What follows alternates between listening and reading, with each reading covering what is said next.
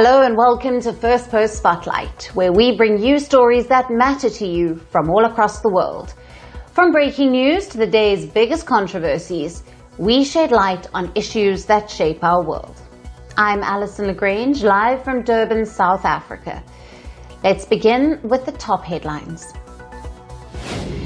At least 6 people killed in Bangkok after a gunman opens fire and then kills himself.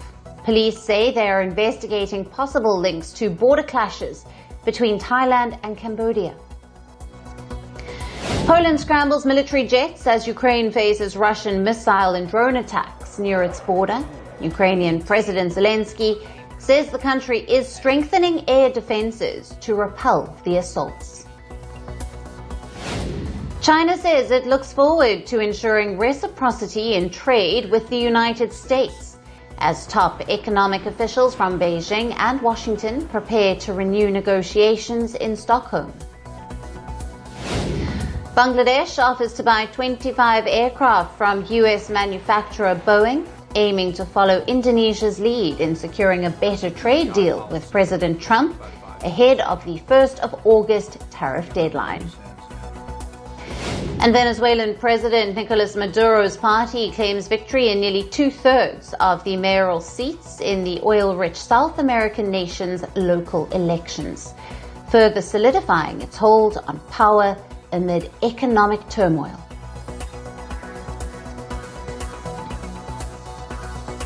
Hello and welcome. We begin with Southeast Asia, where Thailand and Cambodia have agreed to an immediate and unconditional ceasefire after 5 days of deadly clashes that killed at least 36 people. The guns will fall silent at midnight local time. The breakthrough comes after high-level talks in Malaysia. Thailand's acting Prime Minister Phumtham Wechayachai and with Cambodia's Prime Minister Hun Manet. They met to reach the deal. An informal military meeting is set for Tuesday morning, and it will be followed by a meeting of defense attachés led by the chairman of ASEAN on the 4th of August, and leaders are calling this a first step. Cambodia's Prime Minister said that he is confident of the outcome and that it will help hundreds of thousands to return to normal life. He said he tasked his deputy to coordinate the next steps with US Secretary of State Marco Rubio and to engage directly with Thailand's foreign minister to implement the ceasefire. Thailand's acting Prime Minister said that Thailand acted in good faith and is committed to peace. Both leaders thanked Donald Trump for supporting the talks. The ceasefire was announced by the Malaysian Prime Minister, who said both sides expressed their willingness to a ceasefire. The government of Malaysia, Cambodia and Thailand issued this joint press release following the special meeting chaired, hosted and witnessed by Prime Minister Anwar Ibrahim in Putrajaya and participated by Cambodia's Prime Minister Samdech Mahaborbor Dipadai Hun Manet and Thailand's acting Prime Minister Phumtham Wechayachai, and co-organized by the United States of America with the active participation of the People's Republic of China to promote a peaceful resolution to the ongoing situation. This isn't a spontaneous move. US President Donald Trump claims to have initiated this peace push. Over the weekend, Trump said that Thai and Cambodian leaders need to work out a ceasefire deal quickly. He threatened them with tariffs and said Washington would not do a trade deal with either if fighting continued. Marco Rubio said American officials were on the ground in Malaysia to assist these peace efforts, and the Malaysian Prime Minister mediated in his role as the chair of the Association of Southeast Asian Nations, or the ASEAN. China, a close ally of Cambodia, also sent a delegation to participate in the talks. Before the meeting, Thai acting Prime Minister said that he will defend the country's sovereignty. We prefer bilateral talk between two countries. The team today comprises me, the Secretary General to the Prime Minister, the Foreign Minister and Acting Defense Minister. We will negotiate as a team. There are several issues that must be addressed in order to bring an end to the fighting, which harms the safety and well-being of Thai citizens. Another important thing is that we uphold the sovereignty of the nation. Troops were still pulling triggers even moments before the ceasefire was agreed upon. Fighting raged on in at least 7 flashpoints along the jungle border. Hours before the talks, a steady drumbeat of up to 10 blasts a minute was reported in the Cambodian city of Sam Rayong. The Cambodian Defense Ministry said Thailand opened fire around the temples early in the morning. Meanwhile, the Thai army accused Cambodia of firing first. Both sides blamed the other. Each claimed the other struck first, and both accused the other of targeting civilians and using cluster bombs. The clashes between Thailand and Cambodia, which erupted on the 24th of July, have killed at least 36 people on both sides. In the Thai province of Surin, 30 kilometers from the border, shelters are full. In Thailand, close to 140,000 people have been evacuated. In Cambodia, around 80,000 people have fled their homes. Thousands of Cambodians in Thailand lined up near the border to return home earlier today, while ceasefire talks were underway. And yet, amid the artillery and shelling, hopes of camaraderie persisted. Relations between Thailand and Cambodia used to be good before. There's nothing between us. We were like siblings. But now things may have changed because of the war. I just want the fighting to end so we can go back to being like siblings again. For now, the long-running border has come to an end. The fighting began last Thursday after Thai soldiers were injured in a landmine explosion close to the Cambodian border. Soon, both countries recalled their ambassadors. Thailand closed its border crossings with Cambodia, downgrading diplomatic relations. The clashes have also prompted Thailand to cancel the birthday celebrations of its king today. The ceasefire takes effect at midnight. For now, the fighting stops. Displaced families will wait as the world watches what happens next on the ground and at the table. Moving on, the unprecedented 16-hour debate on Operation Sindoor is underway in the Indian Parliament. Earlier today, India's Defence Minister Rajnath Singh opened the debate in the Lok Sabha, the lower house of India's Parliament, laying bare details of New Delhi's retaliatory military strike. Rajnath Singh said Operation Sindoor was India's response to Pakistan-sponsored terror attack in Jammu and Kashmir's Pahalgam, in which 26 innocent lives were lost. The Defence Minister made it clear that the aim of this tri-service operation was to eliminate terrorist bases sheltered and nurtured by the Pakistani state. With military precision, Singh said the Indian armed forces took out multiple terror nurseries across the line of control. Over 100 terrorists, including their handlers and trainers, were neutralized in these strikes. The Defence Minister named groups like Jaish-e-Mohammed, Lashkar-e-Taiba and Hizbul Mujahideen as the ones who lost key operatives in the strikes. और इस सैन्य कार्रवाई में एक अनुमान के अनुसार 100 से अधिक आतंकवादी, मैं बहुत संभल कर बोल रहा हूं अध्यक्ष महोदय, हमारी फिगर गलत ना होने पाए, फिगर इससे बहुत अधिक है, 100 से अधिक आतंकवादी, उनके ट्रेनर, उनके प्रशिक्षक, उनके हैंडलर, लश्कर-ए-तोयबा और हिजबुल मुजाहिदीन जैसे आतंकवादी संगठनों से संबंधित थे.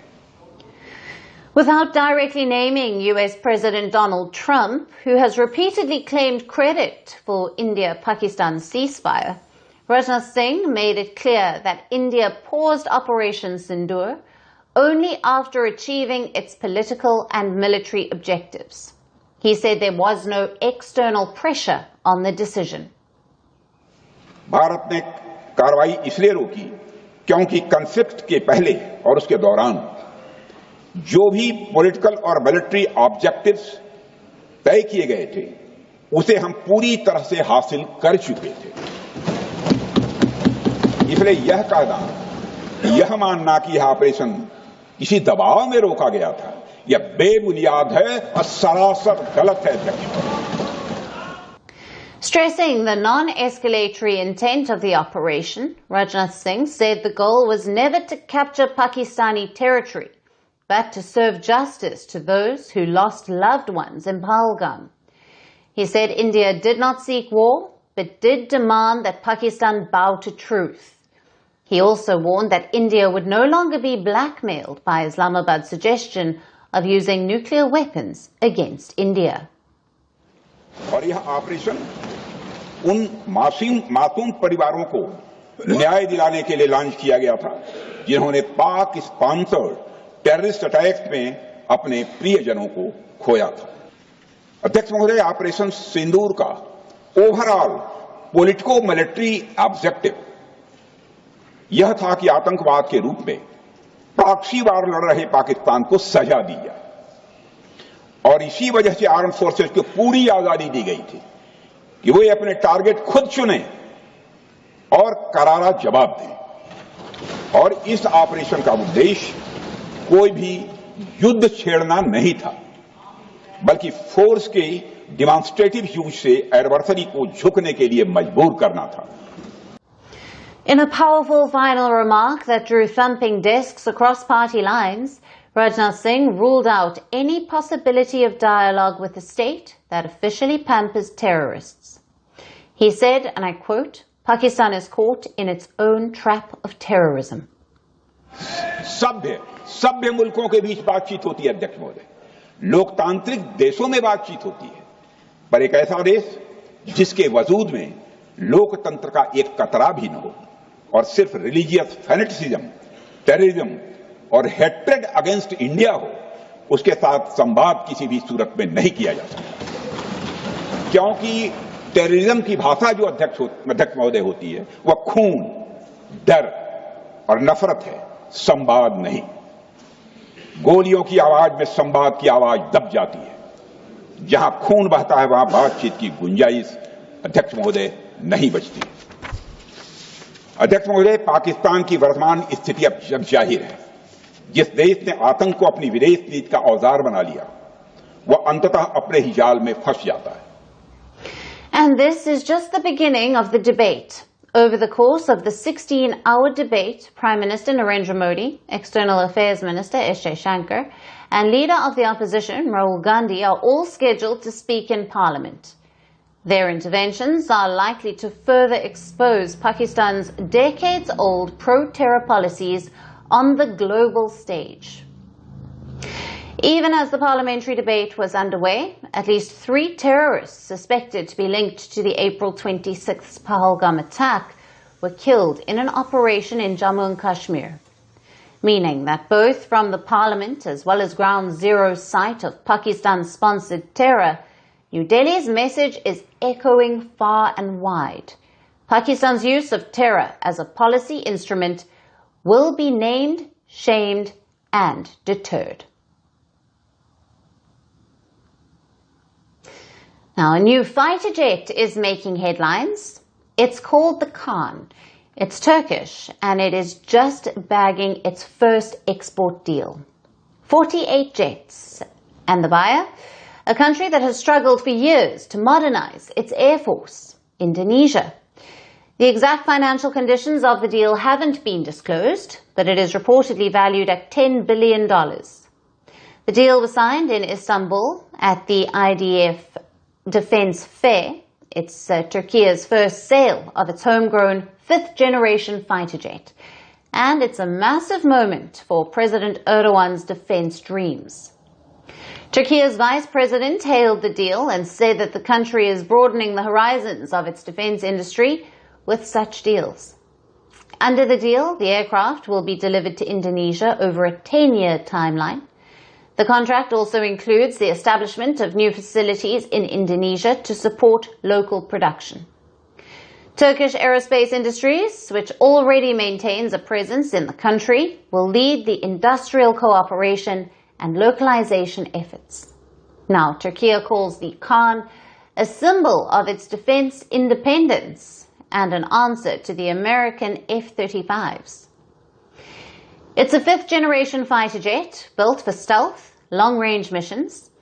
It is a twin-engine, all-weather aircraft and integrates artificial intelligence and has better performance metrics. It also equips advanced sensors and weapons. The KAAN can reach a maximum speed of Mach 1.8, faster than the F-35, which has a speed of Mach 1.6, and it has a range of over 3,000 kilometers. The engine produces high thrust with low fuel consumption and extended range capability. It is still in its development stage, but the goal is clear: no foreign dependence. Right now, it runs a General Electric F-110 engine, but Ankara wants a local version, built entirely with Turkish materials, using super alloys, advanced cooling, and high-thrust, low-fuel tech. The first prototype flew in early 2024. The second and third test flights are due in 2026, and serial production is planned for 2028. This will be Turkey's entry to the global elite club of jet makers, a club dominated by the US as of now. But what's in it for Jakarta? Now let's talk about Indonesia's Air Force. It has been trying to modernize for years. Since 2009, it has been chasing a target: 180 modern fighters by 2024. That hasn't happened. Its fleet is aging. F-5 Tigers, old F-16s, Su-27s, and even Bayhawks. And the replacements? Constantly shifting. First, it considered Russian Su-35s, but gave no further updates. Next came France's Rafales. After that, America's F-15X. And now, Indonesia is also in talks with China for acquiring J-10s. Now, this has raised some eyebrows, because China has been poking around Indonesia's backyard. Beijing continues to assert claims in the South China Sea, pushing into Indonesia's exclusive economic zone around the Natuna Islands. Now, Indonesia's defense plans sound ambitious, but here's the problem. Its defense ambitions continue to outpace the budget. Indonesia's defense spending is below 1% of its gross domestic product. Its 2025 budget for defense procurement is only $4.2 billion. This single Turkish deal could eat up a quarter of that every year for a decade. The country has tried alternative payment methods before through commodity swaps such as palm oil, rubber, and coffee. Now, what remains to be seen is whether that will work again. For Turkey, this is big. It is a massive deal and a lift-off moment for the KAAN. But for Indonesia, the story is more complicated. The Indonesian Air Force has a long wish list and shallow pockets. So, is the deal the start of something real, or just another detour in Jakarta's unpredictable arms shopping spree? And finally, shifting focus to the Philippines, the Vice President, Sara Duterte, fired a sharp rebuke at President Ferdinand Marcos Jr. The Vice President accused the Marcos administration of abandoning the country's constitutional mandate for an independent foreign policy. Instead, she said they are tilting toward Donald Trump-led America. This political bombshell came from Seoul, South Korea, at a rally titled "Bring Duterte Home Alive." The rally showed support for her father, former President Rodrigo Duterte, who is detained at the International Criminal Court. He faces allegations of crimes against humanity during his war on drugs. But the bigger headline came from the Vice President's remarks on Manila's foreign policy. She blasted the Marcos government for allegedly favoring the US. She cited increased military cooperation, the presence of 9 US defense sites in the Philippines, and even reports of a plan to build a US ammunition manufacturing hub. What ignited this firestorm? A recent White House meeting between Marcos Jr. and US President Donald Trump. At that meeting, Trump openly criticized Sara Duterte's father for Manila's previous tilt toward China. I mean, I know you had some problems with another president, and it was not your fault, it was the president's fault, and the country was maybe tilting toward China, but we untilted it very, very quickly. But you know, you had a country that was tilting toward China for a period of time, and I just don't think that would have been good for you. You can deal with China, you should deal with China, but when I got elected, everything changed and they came right back to us. Sara Duterte used Trump's remarks to accuse Marcos' government of compromising the country's sovereignty. The vice president said the constitution requires an independent foreign policy. She also accused the Marcos government of escalating tensions with China in the West Philippine Sea. Without acknowledging Beijing's role as an aggressor in the maritime disputes, Sara Duterte did not deny Trump's claim that her father leaned toward China, a stance that earned Rodrigo Duterte both praise and criticism, and which continues to define the country's foreign policy debate today. The fiery speech came just hours after the Philippine Supreme Court halted impeachment efforts against her. That legal win clears the way for Vice President Duterte to reassert her political strength. And this latest attack on Marcos Jr. may be the first move in the long road to the 2028 presidential race. Vice President Sara Duterte has now effectively survived the unprecedented impeachment bid, which for months defined the Filipino politics. Meanwhile, Donald Trump's White House comments have further heated political divides. The battle over the Philippines' position between Washington and Beijing is back front and center. And for Vice President Sara Duterte, it's also personal. And that's all we have on the show for today. We'll see you again tomorrow at the same time. Thank you for watching. Stay tuned to Firstpost. From breaking news to the day's biggest controversies,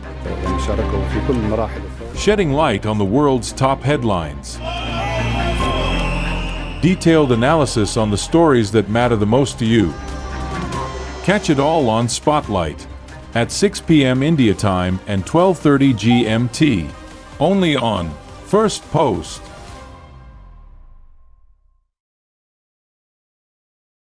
It's over! He's done it again! Unbelievable! Oh, straight into the roof of the net. Nice one. Straight down the middle. So a good